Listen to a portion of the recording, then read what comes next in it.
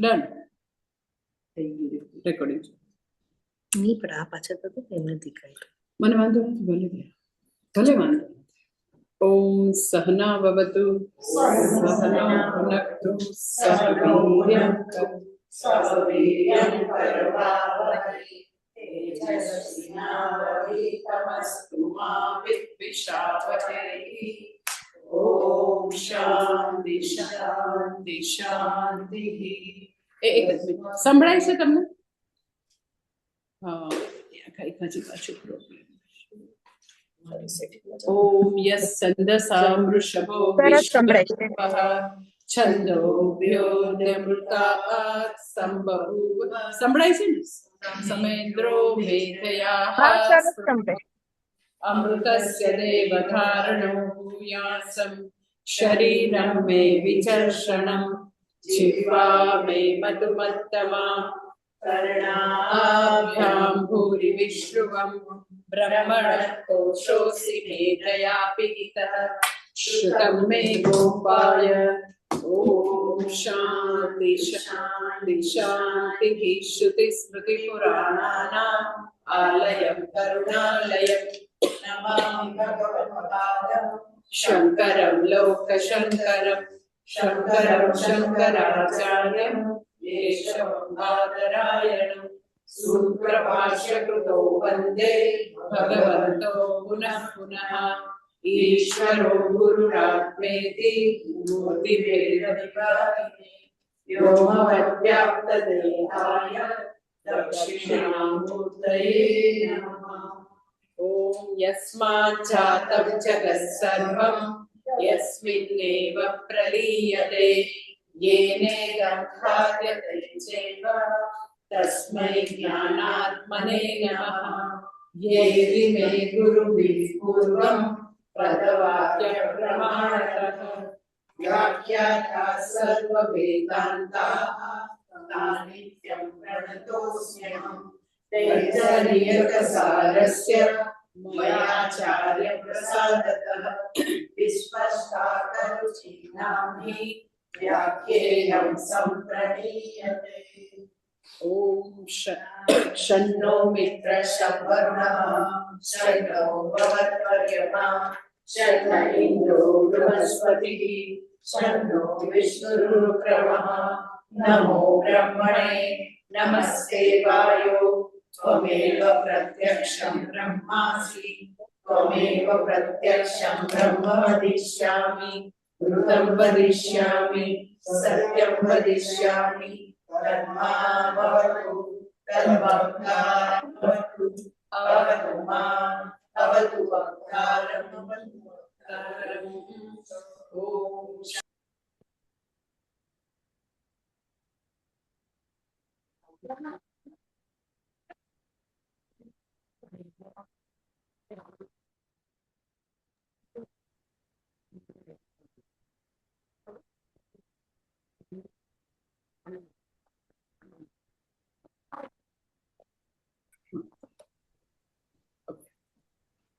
ભાષ્ય જે છે એ લઉં છું.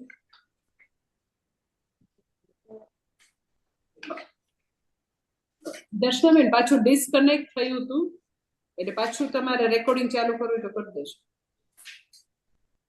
હા, મને કયો કેટલા પેજ નંબર છે ખબર નથી પણ હું બોલું છું એટલે તમને ખ્યાલ હશે. કિંચ વિજ્ઞાનમ બ્રહ્મ.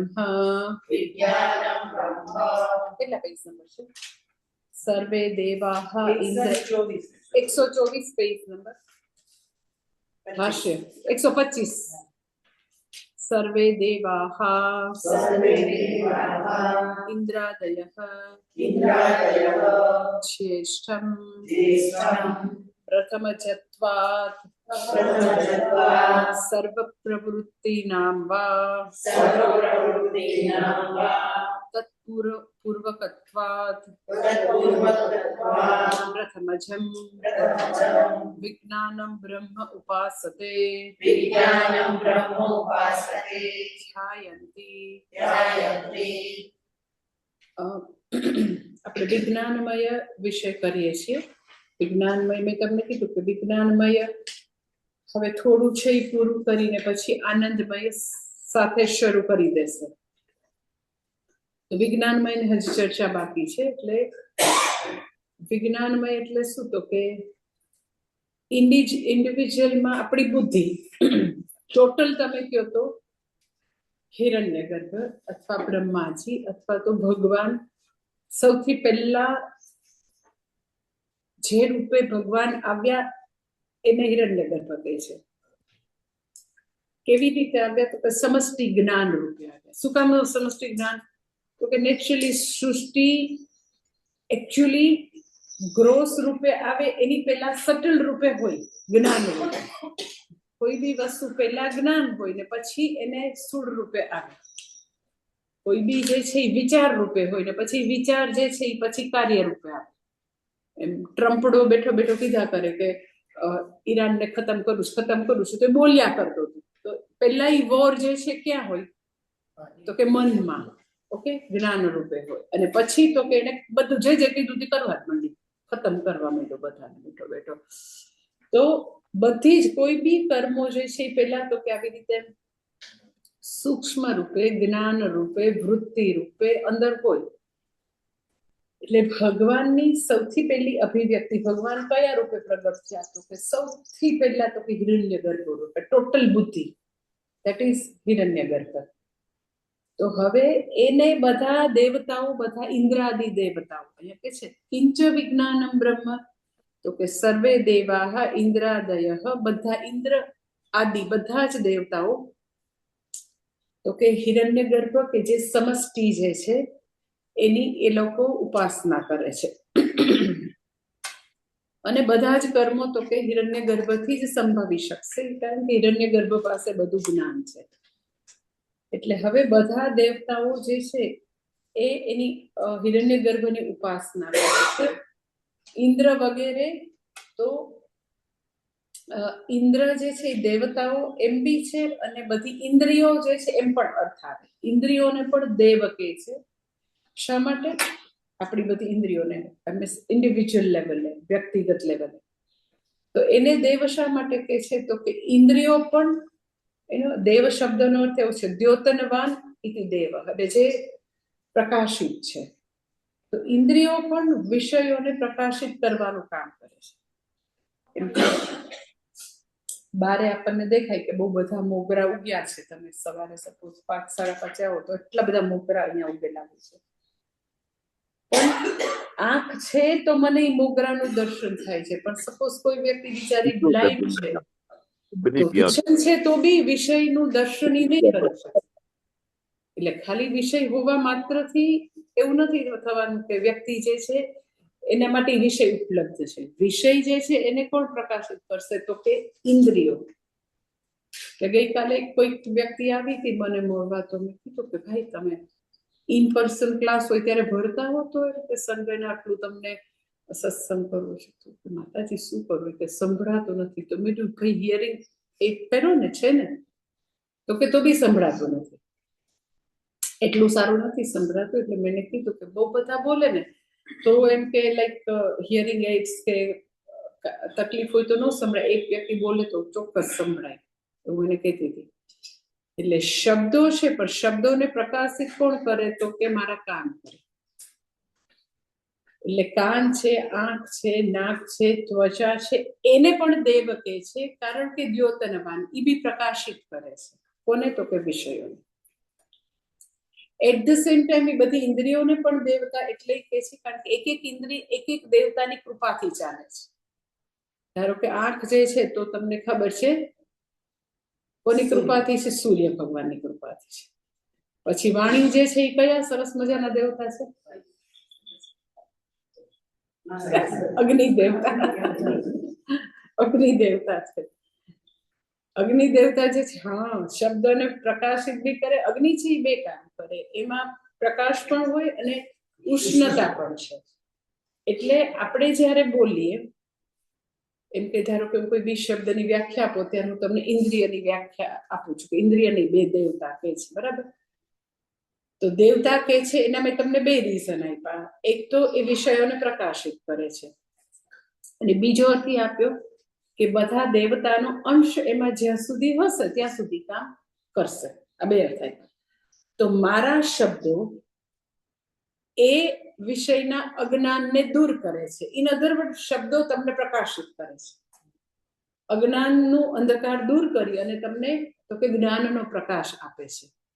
એટલે શબ્દ જે છે, જીભ, એ એમ કે આવી રીતે એમાં અગ્નિ દેવતાની કૃપા એટલા માટે છે કે જ્યારે આપણે બોલીએ તો બીજાને કમ્યુનિકેટ કરવામાં તો કે આવી રીતે તમે એ વિષયનું અજ્ઞાન દૂર કરી અને એને સરસ રીતે કહી શકો.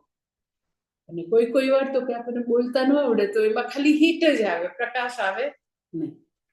એટલે કે બહુ ગરમી પકડી ગયા પછી તો એમાં ખાસ કરીને જ્યારે ખબર નહીં બહારનું ટેમ્પરેચર વધારે હોય, એન્વાયરમેન્ટ, એમ વાતાવરણ, તો ત્યારે લોકોનો પારો બહુ ચડી જાય. એમ કે એની વર્સિસ જ્યારે સરસ મજાનો વરસાદ આવે ત્યારે લોકો કેટલા ગુસ્સે થાય જાહેરમાં, અને જ્યારે 45 ડિગ્રી 44 ડિગ્રી સેલ્સિયસ ટેમ્પરેચર ત્યારે લોકો જરાક ટ્રાફિક જામ હોય તો ત્યારે એ લોકો કેવા શોર્ટ ટેમ્પર થઈ જાય, તમારે જોવું પડે. એટલે શીત ઉષ્ણમાં એમ કે જ્ઞાની વ્યક્તિ હંમેશા સ્થિર રહે છે. તો એ આ છે કે બહારના વાતાવરણની અસર અંદર થતી હોય, અને જીભના દેવતા અગ્નિ દેવતા છે, તમારી ઉપર નિર્ભર છે કે તમારે એ અગ્નિનો પ્રકાશમય અંશ છે એને હાઇલાઇટ કરવો છે કે પછી ગરમી પકડી લે છે. નાની નાની વાત હોય તો આપણી ઉપર છે, પણ અગ્નિદેવની કૃપા છે.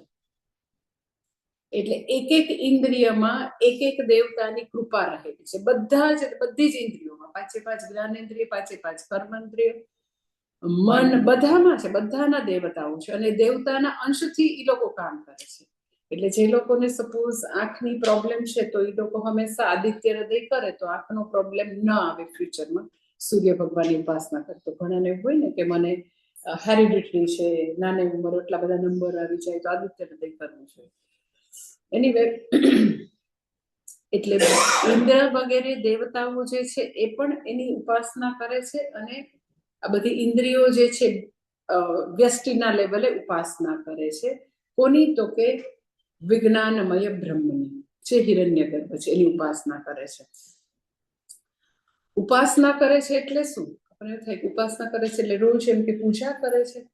ઉપાસના કરે છે એનો અર્થ એવો છે, આગળના ભાષ્યમાં કહેશે, ઉપાસનાનો અર્થ એક્ઝેક્ટલી એવો છે, और ઉપાસનાનો સિદ્ધાંત એ જ છે કે દરેક દેવતા સમષ્ટિ લેવલ અને ઇન્ડિવિજ્યુઅલ લેવલે પોતપોતાનું કામ બરાબર કરે છે, એકદમ બરાબર કરે છે.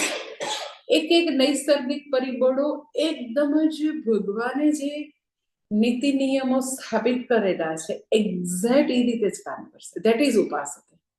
એટલે ટોટલની આ બધા નૈસર્ગિક પરિબળો રૂપે જે બધા દેવતા છે એ ટોટલની ઉપાસના કરે છે. એટલે શું? તો કે સૂર્ય દેવતા જે છે નિશ્ચિત કાળ એને ઉગવાનું એટલે ઉગવાનું છે, અને એનું એકદમ જ આમ નિયત હોય. એટલે તમે જો આખા વર્ષનો તમે જુઓ ને પંચાંગમાં તો તમને સૂર્યોદયનો ટાઈમ હશે, સૂર્યાસ્તનો ટાઈમ પણ હશે. પણ એવું થાય કે અમેરિકા વાળા બધા સેટેલાઇટ મૂક્યા, ના, એની પહેલા બી હતું.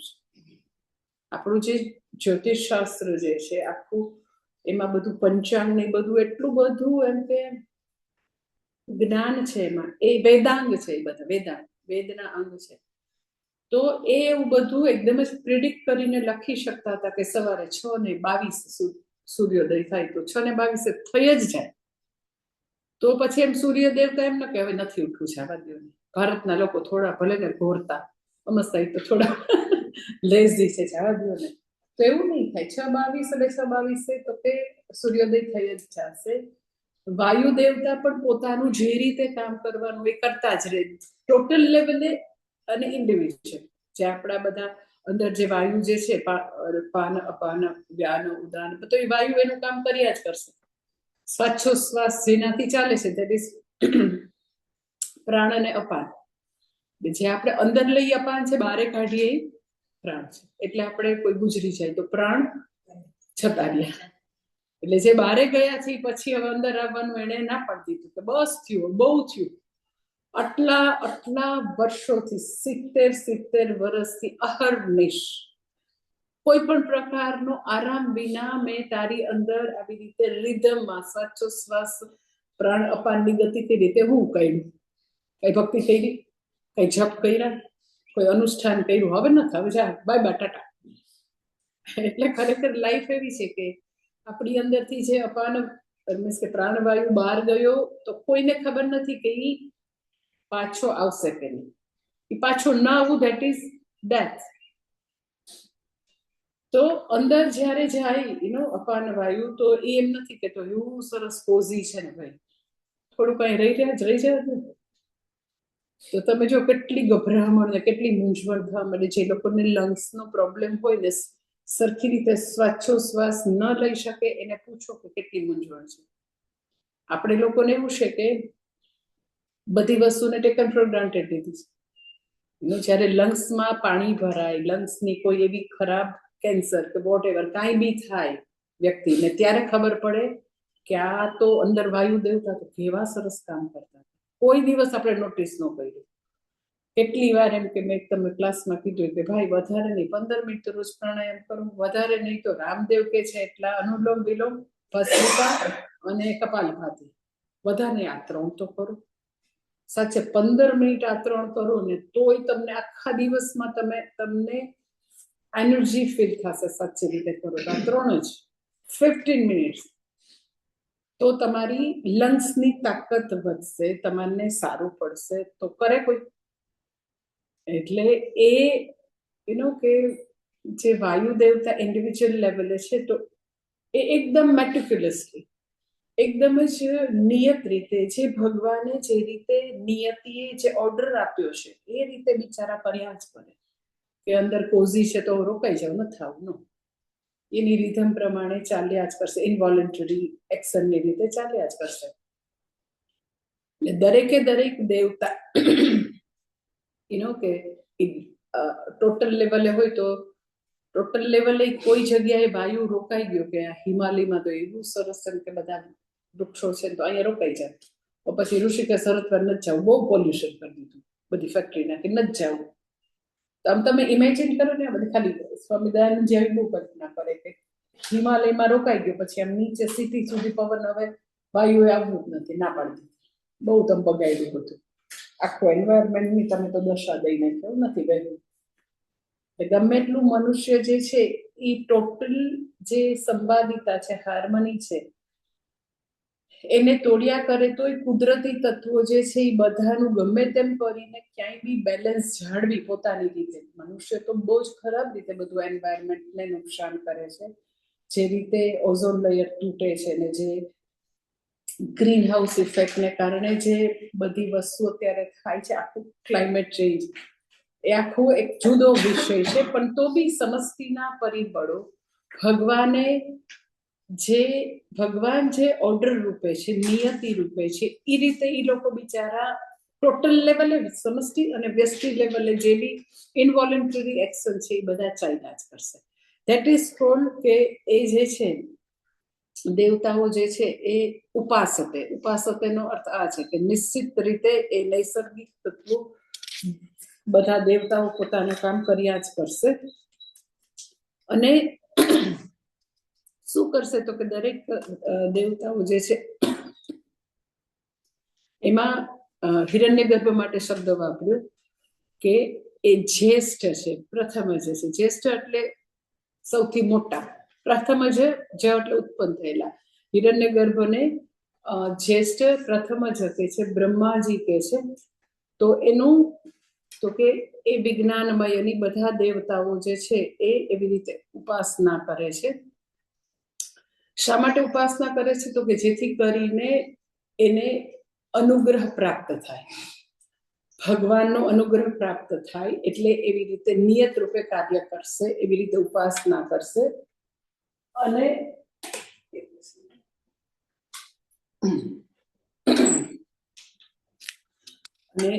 એવી રીતે તો કે દેવતાઓ જે છે એ જે રીતે પ્રાર્થના કરે, તો એ પ્રાર્થના જે છે બધા દેવતાઓ જે બધી પ્રાર્થના કરે, અથવા તો આપણે બી જનરલ પ્રાર્થના કરતા હોય, તો એ પ્રાર્થના જે છે એ 2 પ્રકારની હોય. એકને જનરલ પ્રાર્થના કહે, એકને વિશેષ પ્રાર્થના કહે. જનરલ પ્રાર્થના કેવી છે તો કે આમ ઓવરઓલ વેલબિંગ માટેની પ્રાર્થના છે. સ્પેસિફિક પ્રાર્થના એમ કે કોઈ કે ના મારે તો મારો દીકરો જે છે ને એને 10th 12th સબ ખૂબ ભણે તો આપણે એમ કે સારું તો મેધા સુખ તો શીખવો એને ઓર એને like you can say Saraswati દેવીનો કંઈક મંત્ર આપીએ તો એ સ્પેસિફિક પ્રાર્થના છે. પછી તો કે કોઈને એવું હેલ્થનો ઇસ્યુ છે તો આપણે એમ કહીએ કે એને મહામૃત્યુંજય જાપ કરાવો કે રુદ્રમનો પાઠ એના માટે કરો. ચલો હેલ્થનું છે તો હેલ્થના ઇસ્યુ એટલા માટે છે કે પૂર્વજન્મનું કંઈક દુરિત છે તો ધીસ ઇઝ વિશેષ પ્રાર્થના. એટલે બધા દેવતાઓ જે છે એ હિરણ્ય ગર્ભની વિજ્ઞાનમયની ઉપાસના કરે છે અને પછી બધા મનુષ્ય જે છે એ એના પાસેથી અનુગ્રહની યાચના કરે દેવતાઓ પાસેથી. પણ એ અનુગ્રહ કેવું હોય તો કે ઘણી વાર જનરલ આપણે અનુગ્રહની પ્રાર્થના કરતા હોય. મેં તમને કીધું ને કે ખાલી તમે એમ કરો જે વિષ્ણુ સહસ્રનામ કરો ગીતાજીના પાઠ કરો દેટ ઇઝ જનરલ. પછી તમે આદિત્ય હૃદય કરો ને તમને આંખની તકલીફ છે ને તો દેટ ઇઝ ધીસ ઇઝ વિશેષ પ્રાર્થના. કે રુદ્રમ કરાવો તો તમારી જે હેલ્થના ઇસ્યુ છે તો તમને ઘણા બધા સારું પડશે તો એ વિશેષ પ્રાર્થના છે. અને પછી હજી ઉપાસનાનું આગળ કહે છે કે એ લોકો જે ઉપાસના કરે છે બધા દેવતાઓ હિરણ્ય ગર્ભ અથવા વિજ્ઞાનમયની ઉપાસના કરે છે. કેવી રીતે કરે છે એ હજી ભાષ્યમાં આગળ કહે છે એના પછી મિલાય. તસ્મિન વિજ્ઞાનમયે બ્રહ્મણિ અભિમાનમ કૃત્વા ઉપાસતે ઇત્યર્થઃ. એ બધા દેવતાઓ જે છે ને એ જ્યારે ઉપાસના કરે જ્યારે એ લોકો સમષ્ટિ જે છે એની ઉપાસના કરે પ્રાર્થના કરે એનો અર્થ એવો છે કે એ જ્યારે સમષ્ટિને જોવે હિરણ્ય ગર્ભને તો ઉપાસના એવી રીતે છે કે હું એનાથી અલગ નથી. સાચી ઉપાસના એ છે કોઈ બી ઉપાસનાનું તમને વધારે ફળ ત્યારે આવે અરે મીન્સ ટોટલ ફળ ત્યારે મળે કે જેની ઉપાસના કરો એનાથી હું અભિન્ન છું એનાથી હું અલગ નથી. એટલે બધા દેવતાઓ જ્યારે હિરણ્ય ગર્ભની ઉપાસના કરે તો એ અવેરનેસ સાથે કે હું પણ એનો જ એમાંની જ છું એનો અંશ નહીં પણ એનાથી હું ડિફરન્ટ નથી ભિન્ન નથી એનાથી અલગ નથી એ રીતે ઉપાસના કરે. એટલે એ જે અવેરનેસ છે ઓર યુ કેન સે હજી બીજું તમને વધારે સમજાવું ભગવદ્ ગીતાના સંદર્ભમાં કે એ જ્યારે ઉપાસના કરે છે ત્યારે જેવી રીતે આપણે કર્મયોગમાં એ જોયું જે પૂજ્ય સ્વામીજી ભગવદ્ ગીતાનો એ શ્લોક હંમેશા કોટ કરતા હોય છે કર્મયોગ માટે 18મા અધ્યાયનો શ્લોક નંબર 46 છે કે યતઃ પ્રવૃત્તિર્ભૂતાનાં યેન સર્વમિદં તતં સ્વકર્મણા તમભ્યર્ચન સિદ્ધિમ વિંદતિ માનવઃ. એ જ્યારે દેવતાઓ જે છે એ ઉપાસના કરે એ મનુષ્ય જે છે એ ભગવાનને ઉપાસના કરે કે ભગવાનની ભક્તિ કરે કે ભગવાનને સમજવાની કોશિશ કરે તો ભગવાન અને હું બે સાવ જુદી એન્ટિટી છે એવી રીતે કરે તો એનાથી કામ નથી થવાનું. એનાથી એનો અંતઃકરણ શુદ્ધ નહીં થાય એનાથી ભગવાનને કે સમષ્ટિને ટોટલને આખી દુનિયાને સૃષ્ટિને સમજી નહીં શકે. એટલે આજે શ્લોક છે 18મા અધ્યાયનો 46મો શ્લોક એ પૂજ્ય સ્વામીજી બહુ વાર એ શ્લોકને કોટ કરતા. શું કે છે તો કે શ્લોકમાં કે છે યતઃ પ્રવૃત્તિ ભૂતાનાં યેન સર્વમિદં તતં. યતઃ પ્રવૃત્તિ ભૂતાનાં એટલે જેમાંથી બધાનું સર્જન થયું છે અને જેના વડે બધું વ્યાપ્ત છે. જે ભગવાને સમગ્ર સૃષ્ટિનું સર્જન કર્યું પછી સર્જન કરીને ભગવાન કોઈ જગ્યાએ બેઠો નથી હવે તો છે ને ગોલોકમાં બેસી ગયો પછી છે ને જોયા કરે છે તું શું કરે છે તું શું કરે છે એવું નથી. હવે પછી ના મંત્રોમાં આવશે કે ભગવાને તત્સૃષ્ટવા તદેવાનુપ્રાવિશત, એને આ સૃષ્ટિનું સર્જન કર્યું અને જાણે કે એમાં એને પ્રવેશ કર્યો. કે સોનાના બિસ્કિટમાંથી સોનાના અલંકાર બન્યા ને પછી સોના એમાં પ્રવેશ કર્યો. ઇટ ઇઝ એઝ ધો બિસ્કિટમાંથી બન્યા પેલા ઓર્નામેન્ટ્સ ઇટ સેલ્ફ ઇઝ પ્રવેશ. એટલે જ્યારે દેવતાઓ ટોટલ વિજ્ઞાન હિરણ્ય ગર્ભની ઉપાસના કરે છે તો હુંથી અલગ છે એવી રીતે ઉપાસના નથી કરતા. એને જે સમગ્ર સૃષ્ટિ રચી એ જ ભગવાને, અને એ જ ભગવાન સમગ્ર સૃષ્ટિ રૂપે છે. એટલે કે છે યતઃ પ્રવૃત્તિ ભૂતાનામ યેન સર્વે તતમ એટલે વ્યાપ્ત, યેન સર્વમ ઇદમ તતમ, જેના વડે તતમ એટલે વ્યાપ્ત, બધું જેના વડે બધું વ્યાપ્ત છે, જેને આ બધું બનાવ્યું એનું શું કરવાનું? તો કે એની અર્ચના કે ઉપાસના કેવી રીતે કરવાનું? તો કે સ્વકર્મણા તમભ્યર્ચ્ય, અર્ચ્ય એટલે અર્ચના કરવી. કેનાથી અર્ચના કરવાની? સ્વકર્મણા. સ્વ એટલે પોતાના, કર્મ એટલે કર્મ. પોતાના કર્મ એટલે શું? પોતાના કર્તવ્ય કર્મ. પોતાના કર્તવ્ય કર્મ વડે જે સૃષ્ટિમાં તતમ વ્યાપ્ત છે એ ભગવાનની ઉપાસના કરવી. એનો અર્થ એમ કે આપણે એનાથી જરાય જુદા નથી. એ અવેરનેસ સાથે, એ જ્ઞાન સાથે, એ સમજ સાથે દેવતાઓ શું કરે છે? તો કે પોતે પોતાના કર્મ કરે. કેમ કે વાયુ દેવતા પોતાનું કર્મ કરે, સૂર્ય દેવતા પોતાનું કરે, પૃથ્વી દેવી પોતાનું કર્મ કરે. કોઈ એકઈ નૈસર્ગિક તત્વ રૂપે રહેલા દેવતા ક્યાંય પ્રમાદ નથી કરતા. મનુષ્ય પ્રમાદ કરે પણ એ લોકો પ્રમાદ નથી કરતા. અને એવી રીતે પોતપોતાના નિયત કરેલા કર્મો વડે ઈશ્વરની આરાધના કરતા કરતા સિદ્ધિમ બિંદતિ માનવા, આ મનુષ્ય માટે ઉદાહરણ મધ્યમાં કીધું. પણ દેવતાઓ હું એ બ્રહ્માજી કે હિરણ્ય ગર્ભથી અભિન્ન છું એવી રીતે ઉપાસના કરવી. એટલે પોતપોતાના નિયત કરેલા કર્મો કરતા રહેવા અને એનેથી હું અભિન્ન છું એ અવેરનેસ. એટલે કે છે તસ્મિન વિજ્ઞાનમય બ્રહ્મણી અભિમાનમ કૃત્વા. અભિમાનમ કૃત્વા એટલે એ ટોટલ સાથે મારું તાદાત્મ્ય છે. અભિમાન એટલે તાદાત્મ્ય, આઈડેન્ટિફિકેશન. એટલે આઈડેન્ટિફિકેશન ન હોય તો તમારું આઈડેન્ટિફિકેશન જો ભગવાન સાથે ન હોય, હું ભગવાનથી અભિન્ન છું એ ન હોય તો ક્યાં હોય? તો કે પોતાના શરીર મન પોતાની ઉપાધિ સાથે.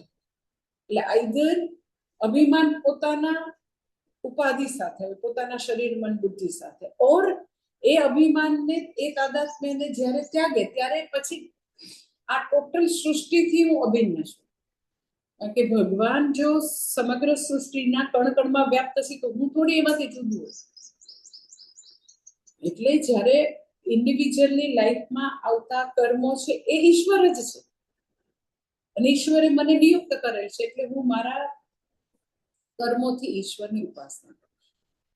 એટલે એ જે છે દેવતાઓ એ વિથ ધીસ અવેરનેસ એ લોકો ઉપાસના કરે છે, અવેરનેસ. અને તો એવું એ કરે તો એને શું મળે?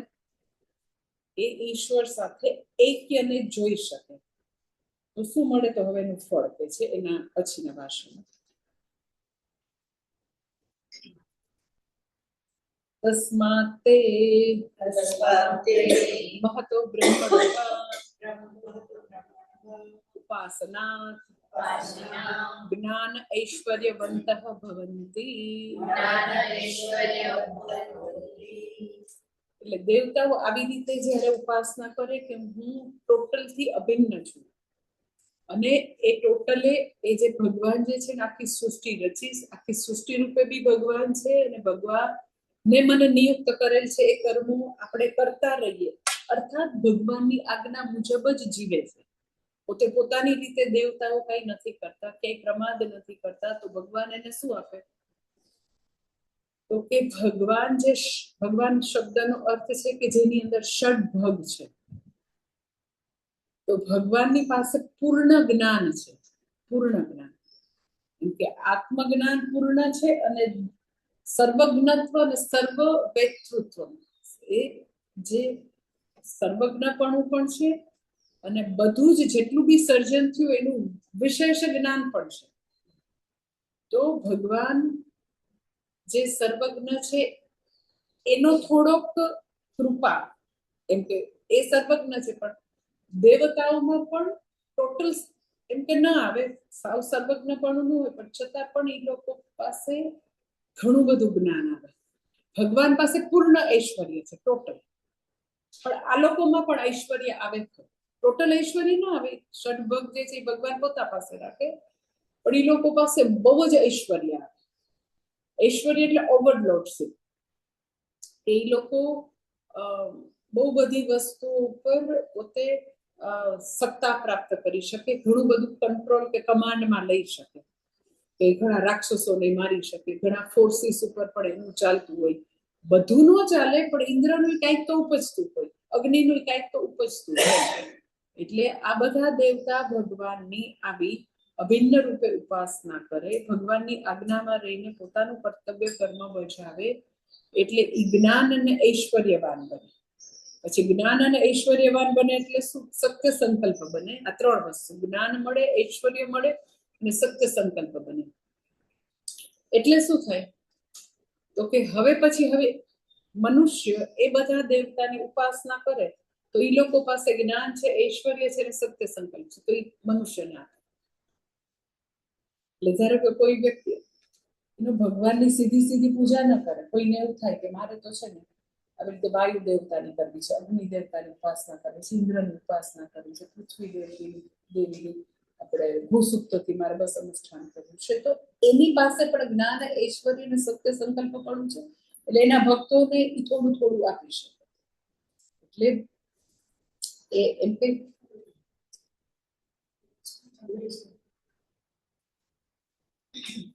એ બધા દેવતાઓમાં અનુગ્રહ નિગ્રહની ટૂંકમાં શક્તિ આવે ને એ લોકો આવી રીતે આપી શકે. સત્ય સંકલ્પ એટલે એ લોકો બોલે એ સાચું પડે. સત્ય સંકલ્પ એટલે ઘણા મહાત્મા જે છે એ લોકો પણ સત્ય સંકલ્પ કરે. સંકલ્પ એટલે એના વિચાર, સંકલ્પ એટલે એની ઈચ્છા, તો એની ઈચ્છા સત્ય બને. સત્ય સંકલ્પ એટલે એ જે બોલે એ સાચું પડે, દેટ ઇઝ સત્ય સંકલ્પ. સત્ય સંકલ્પ આપણું કોઈક વાર એમ કે બોલીએ સાચું પડી જાય એટલે આપણે જેવું એના માટે જરાક અભિમાન કરો ને તો તરત જ પાછી એવી બધી સિદ્ધિઓ વહી જાય તમારે. અમુક લોકોને એવું બહુ જ હોય કે પછી તો મેં કીધું ને એટલે આમ થઈ ગયું, મેં કીધું ને, તો એવું આવે. અધ્યાત્મના માર્ગમાં એવી અમુક સિદ્ધિઓ આવે, જે લોકો આવા સિદ્ધિ પાસે થોડા ઓલા થઈ જાય ને કે મારા જેવું કોઈ નહીં, તો ત્યાં આગળ એની પ્રગતિ રોકાઈ જાય. એવી સિદ્ધિ તો આવે અધ્યાત્મમાં, ઘણી બધી એવી સિદ્ધિ આવે. એમ એ શું કામ સિદ્ધિ આવે? તો કે તમને આત્મજ્ઞાનથી વંચિત રાખવા ભગવાન આવા નચિકેતાની જેમ પ્રલોભનો આપે. તો તમને ખબર હોય છે કે આપણી પ્રલોભનમાં માટે નથી. એટલે જે લોકો અર્થકામ અને આવા બધા પ્રલોભનથી ઉપર ઉઠ્યા હોય એ લોકો મોક્ષને લાયક છે. એનીવે દેવતાઓ જે બોલે એમ કે કોઈ બીને જે કઈ વરદાન આપે તો એ બોલે એ સત્ય પડે, દેટ ઇઝ સત્ય સંકલ્પ. એટલે એમ કે હિરણ્ય ગર્ભની આવી રીતે આત્મભાવે ઉપાસના કરવાથી ફળ આવું એને મળે છે. અને પછી હજી આગળ એ દેવતાઓ જે છે એ હિરણ્ય ગર્ભની ઉપાસના કરે, હજી આગળ ભાષ્યમાં વાત કરે છે. તચ્ચ વિજ્ઞાનમ બ્રહ્મા ચેત યદિ વેદ વિજાનાતિ ન કેવલમ વેદેવ તસ્માત બ્રહ્મણઃ ચેત ન પ્રમાદ્યતિ બાહ્યેષુ અપી અનાત્મસુ આત્મવિત્તત્વાत् પ્રાપ્તમ વિજ્ઞાનમય બ્રહ્મણી આત્મભાવનાય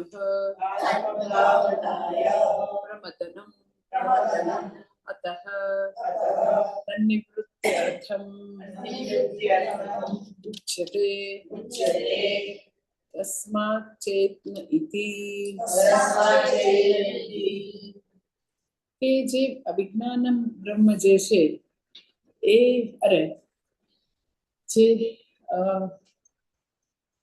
વિજ્ઞાનમ બ્રહ્મ એ છે કે ન કેવલમ વેદેવ તસ્માત બ્રહ્મણઃ ચેત ન પ્રમાદ્યતિ. કે એને જે વિજ્ઞાન બ્રહ્મ જે છે, જે હિરણ્ય ગર્ભ જે છે, એમાં દેવતાઓને જે એકાત્મ ભાવ છે એમાં કોઈ પણ પ્રકારનું ન પ્રમાદ્યતિ ઇતિ. તેને જે એકાત્મ ભાવ જે છે એમાં ક્યાંય એવું નથી કે એનો એકાત્મ ભાવ જતો રહે, એમાં કોઈ પણ પ્રકારનું પ્રમાદ નથી. પ્રમાદ એટલે એમ કે એ જે સમજ જે છે એ સમજમાંથી લોકો પાછા ડેવિએટ થાય એવું થતું નથી. દેટ ઇઝ પ્રમાદ. એ હંમેશા હું વિજ્ઞાનમય બ્રહ્મથી અભિન્ન છું, એ જ્ઞાન, એ અવેરનેસ જે છે એ હંમેશા છે.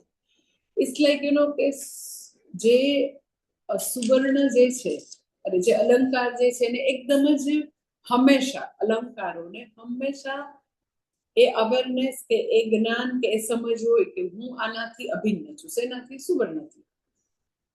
એક એક અલંકાર ભલે સાવ નાનકડું એમ કે નાકની નથ અવડી ઝીણી કમસતી હોય, સાવ નાનકડી સોનાની, તો બી એને એમ ખબર છે કે જે આટલું મોટું 5 કિલો સોનું પડ્યું છે ને હું એનાથી અભિન્ન છું. એટલે ગમે તેવા નાનકડા બી દેવતા હોય, દેવતાઓ તો કેટલાય છે, અશ્વિની કુમાર છે, આ છે, તે છે, કેટલાય નાના મોટા અનેક દેવતાઓ છે. દેવતાઓ જ્યારે હિરણ્ય ગર્ભની ઉપાસના કરે તો એમાં પ્રમાદ નથી. એ લોકોને હંમેશા એ ખબર છે કે ટોટલથી અમે અભિન્ન છીએ. અમારું પોતાનું ઇન્ડિવિજ્યુઅલ કોઈ પણ પ્રકારનું અસ્તિત્વ ભગવાન વિના નથી. ભગવાનની શક્તિ જે છે એ અમારામાં ભગવાને થોડી થોડી થોડી બધામાં જાણે કંઈક ટ્રાન્સફર કરેલી છે, એટલે અમારામાં આવું જ્ઞાન ને ઐશ્વર્ય ને સત્ય સંકલ્પ પણ આવ્યું છે. એટલે એનાથી અભિન્ન છે. એ જ્ઞાનમાં, એ સમજમાં કોઈ પણ પ્રકારની આવી પ્રમાદ નથી.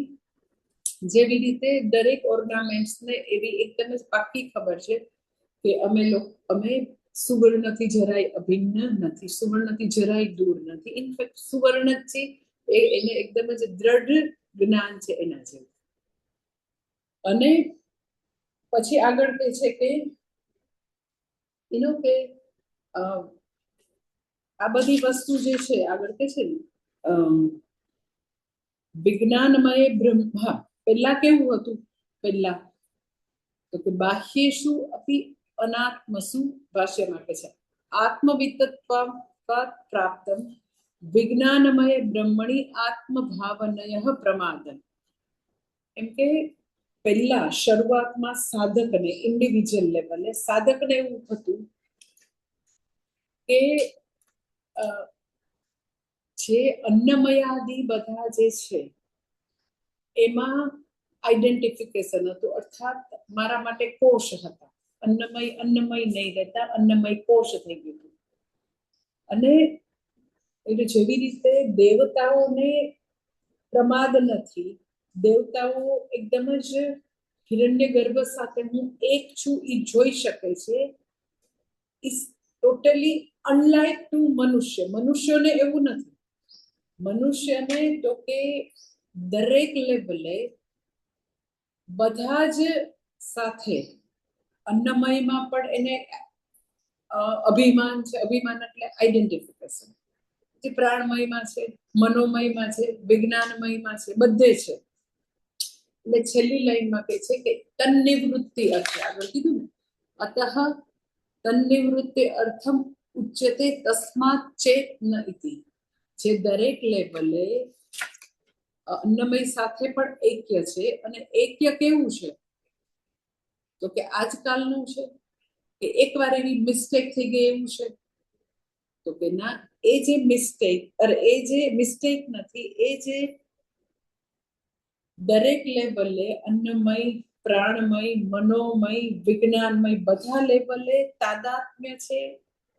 એની સાથે એક હોવાપણું છે, શરીર સાથે એક હોવાપણું ભૂલ નથી, પણ વર્ષોનું દ્રઢ આવા પ્રકારનું લાઈફ છે, જન્મો જન્માંતરની.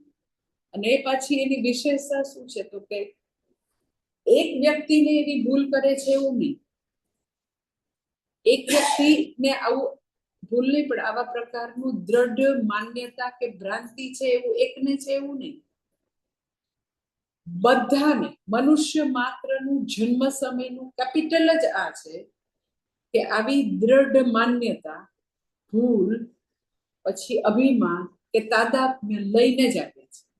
બધા લોકો સમાન રીતે આવું તાદાત્મ્ય કે આવું આઈડેન્ટિફિકેશન કે આવી ભ્રાંતિ લઈને, અજ્ઞાન લઈને જન્મ્યા છે. એટલે બધા સૈન માને છે, બધા લોકો સૈન જ છે, બધા બરાબર જ છે, બધા એક જ સરખા અજ્ઞાનના અંધકારમાં આ જન્મ નહીં, જેટલી વાર મનુષ્ય જન્મ મળ્યો ત્યારે આવી જ ભ્રાંતિથી જીવા કે હું શરીર જ છું, હું મન જ છું, હું બુદ્ધિ જ છું, હું ઇન્દ્રિય જ છું, હું પ્રાણ જ છું, એવું એટલું દ્રઢ રીતે બધું આપણે માનીએ છીએ, બધા એવું માને છે. એટલે બધા એકબીજાને મળતું, લે તારું તો વજન બહુ ઘટી ગયું હો, એટલે તું તો બહુ જ સરસ હવે તો પાતળી લાગે છે, હમણાં કંઈક બહુ બધું પેલા લાડુ બાડુ ખાધેલા વજન વધી ગયું તમારું, એટલે તું એટલે શરીર, વજન વધી ગયું એટલે કેમ કે તારું વજન વધી ગયું, વજન શરીરનું વધ્યું છે પણ તારું વધી ગયું. એટલે બધા લોકો એક જ સમાન ભ્રાંતિ અને અજ્ઞાનમાં જીવે છે કે જ્યારે તમે શરીરને ઉદ્દેશીને કહો છો તો એ વ્યક્તિને ઉદ્દેશીને કહો છો એવું તમે માનો છો. એટલે બધા આખી દુનિયામાં એક સમાન ભ્રાંતિ ને અજ્ઞાન છે, એટલે બધા લોકો ડાયા એવું બધાને લાગે.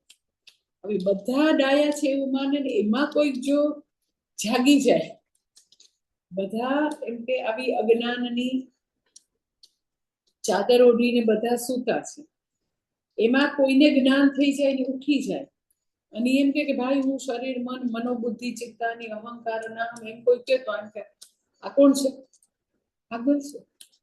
એટલે જ્ઞાની માટે એમ કે ઉન્મત્તવત બાલવત, જ્ઞાની માટે એમ કે ઉન્મત એટલે આ પાગલ છે અથવા તો સબાળક છે.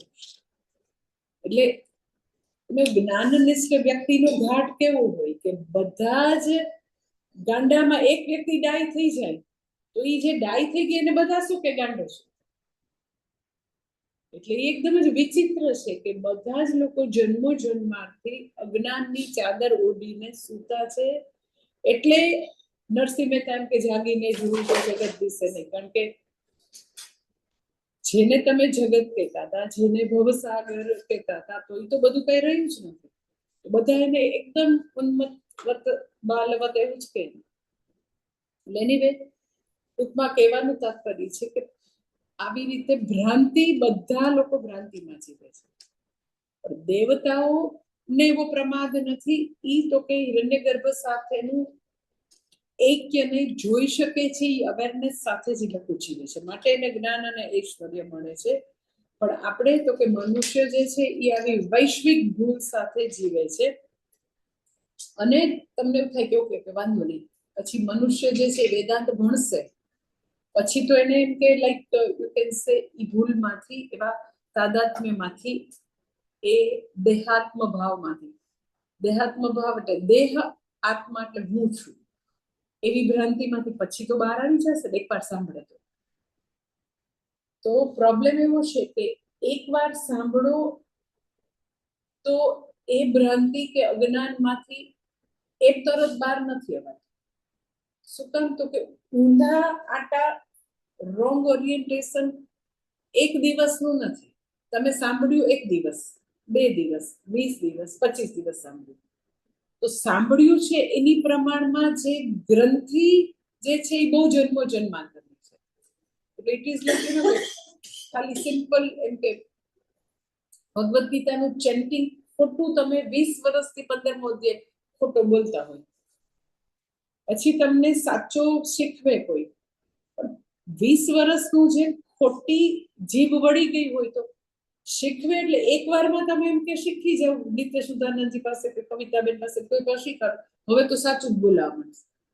શું થાય તો કે પહેલેથી જીભ વળેલી હોય પાછી પાછી ઈ આવી જાય. શું કામ તો કે ભૂલના વર્ષો વધારે છે, ભૂલ સુધારી ઈ વર્ષો ઓછા છે.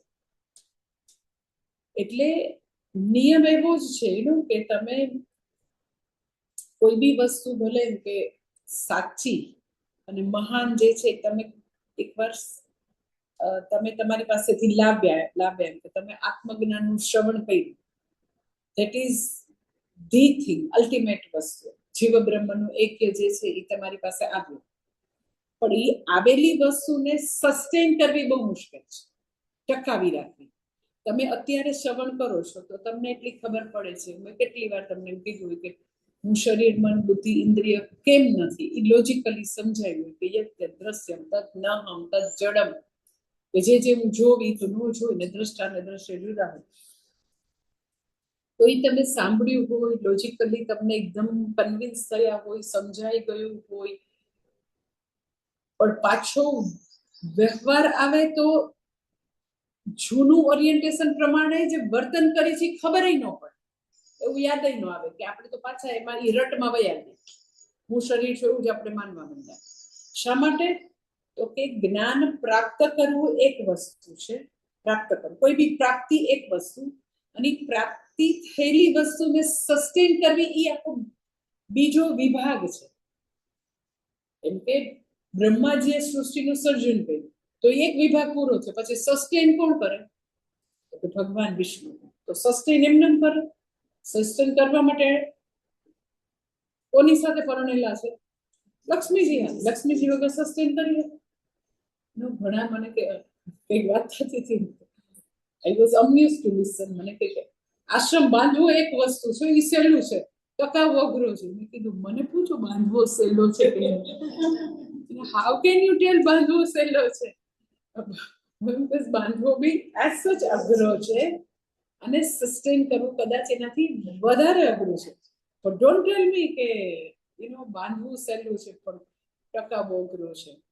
એટલે ભગવાને આખી સૃષ્ટિનું સર્જન કર્યું છે, that is also very big thing. પછી હંમેશા સસ્ટેન કરવું, સ્થિતિ કરવી, સ્થિતિ કરતા ઇઝ વેરી બિગ થિંગ. એટલે બધા મને એમ કે ને કે આપણે મુશ્કેલી આવતી હોય તો વારે વારે કઈ કે ને કે પછી તો આપણે શું કરવું, કરો ને વિષ્ણુ સહસ્ત્રનામ. બધા લોકો ખરેખર તમને આમ બહુ જ આમ જીવ બળતો હોય કે આપણા આશ્રમની આપણે બહુ જ એનું સનાતન ધર્મનો પ્રચાર થાય ને આપણને વિઘ્નો ના આવે ને આપણે બહુ જ બધું કામ કરી શકીએ. બધા લોકો એકવાર વિષ્ણુ સહસ્ત્રનામ કરવું જોઈએ, ઓનેસ્ટલી, બીકોઝ એ સ્થિતિ કરતા છે.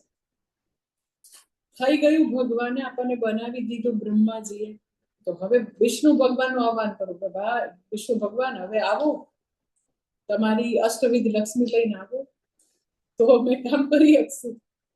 એટલે આપણે જ્ઞાન પ્રાપ્ત કરીએ અહીંયા તમે બેસીને, પછી ટકાવવું ખૂબ જ અઘરું, ખૂબ જ અઘરું. શું કામ તમે ટકાવી નથી શકતા? તો એ રોંગ ઓરિએન્ટેશન, જે વિપરીત ભાવના આવે છે, એ કબજો લઈ વિપરીત ભાવના.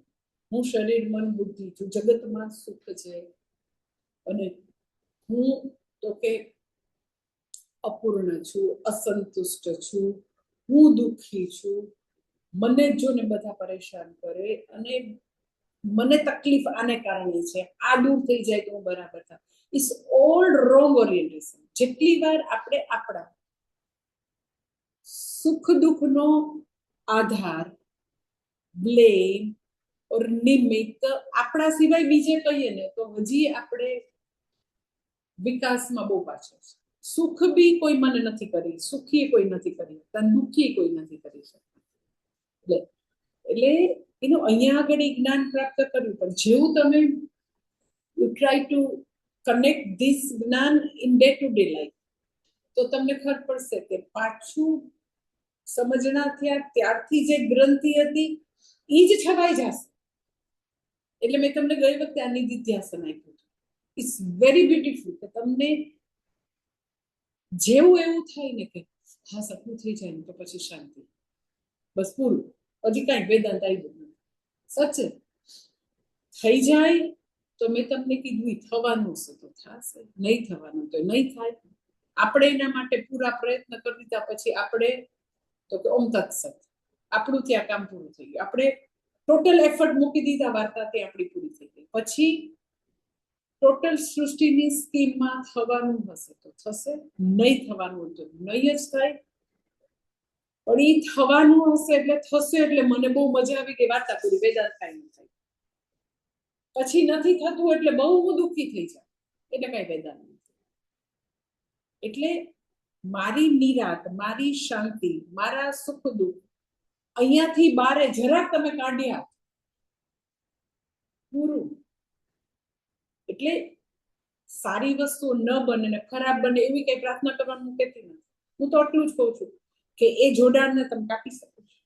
આ જોડાણ કાપવાની જ વાત છે કે જે મારા હાથમાં છે એ હું બેસ્ટ રીતે નિભાવું. પછી ભવિતવ્યમ ભવતી એવ, થવાનું છે થશે, અસાધ્ય રોગ આવવાનો આવશે, બહુ પથારીમાં રહેવાનું છે રહેવાનું, નહીં રહેવાનું તો નહીં. જે થવાનું છે એનો જે હોની ને કોઈ અનહોની કરી જ નથી શકતી ક્યારે.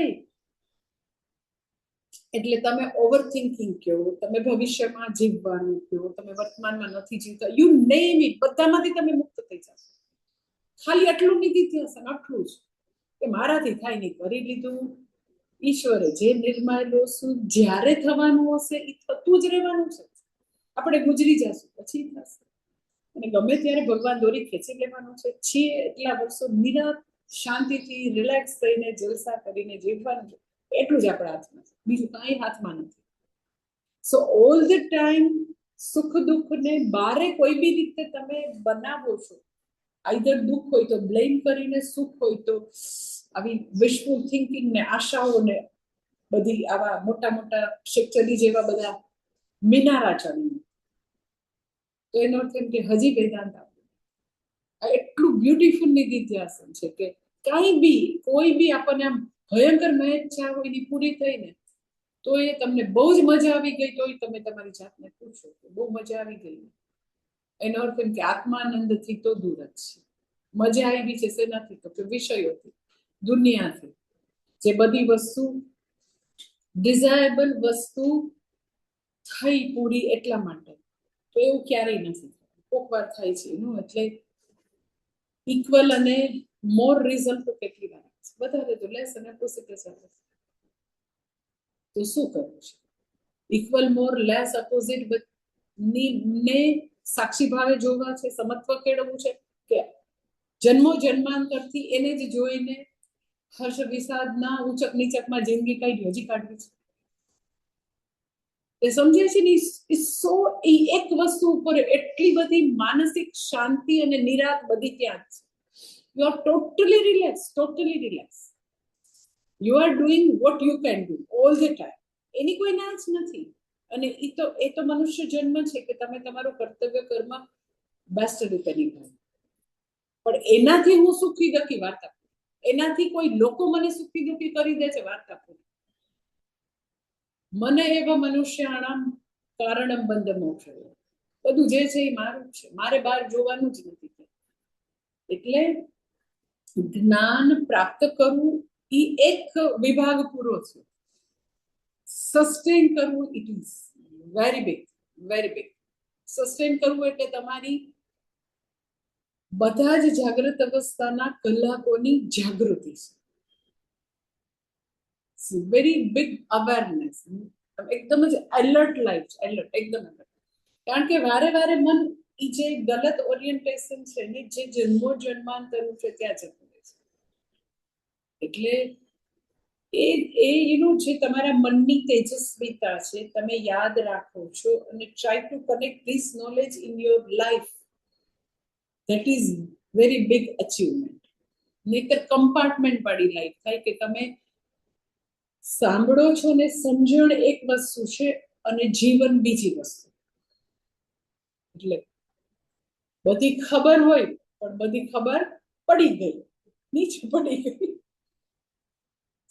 બુદ્ધિની તેજસ્વીતા છે કે you can connect this knowledge in your life, અને પછી એનું રિઝલ્ટ રૂપે બધા જાગૃત અવસ્થાના કલાકોમાં કોઈ રેસ્ટલેસ નથી, કોઈ એન્ઝાઇટી નથી, કોઈ ફિયર નથી, કોઈ ભવિષ્યની ચિંતા નથી, ભવિષ્યમાં જીવવાનું નથી.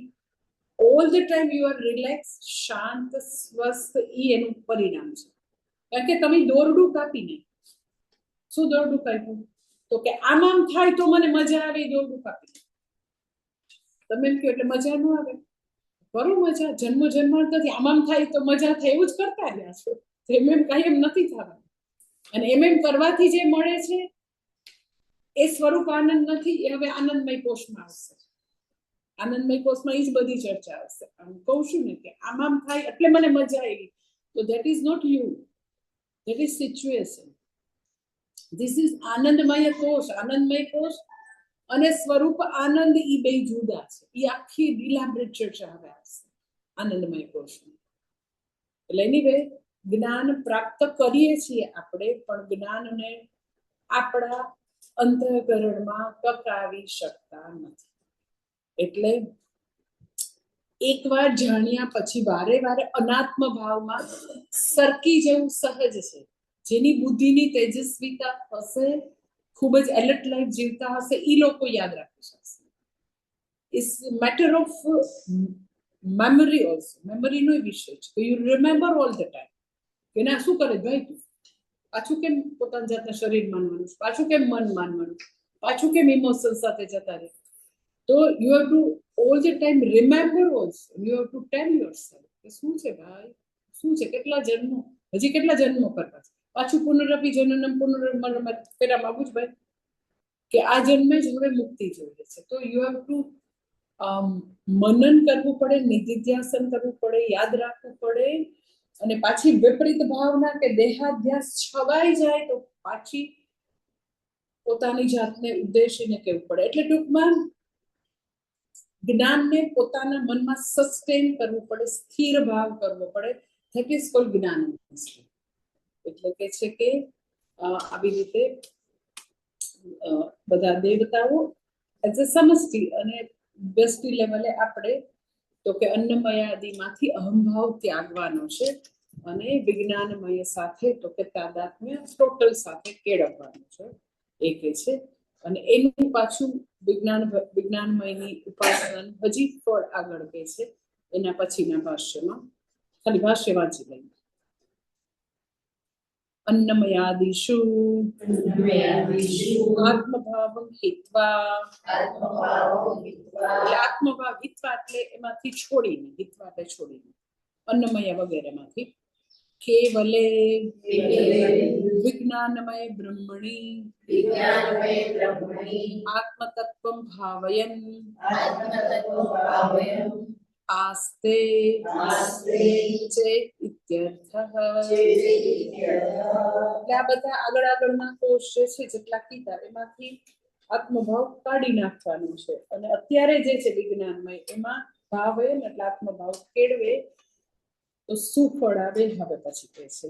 ઓમ પૂર્ણમદ પૂર્ણમિદં પૂર્ણમુદચ્યતે પૂર્ણસ્ય પૂર્ણમાદાય પૂર્ણમેવાવશિષ્યતે. ઓમ શાંતિ શાંતિ શાંતિ. હરિ ઓમ શ્રી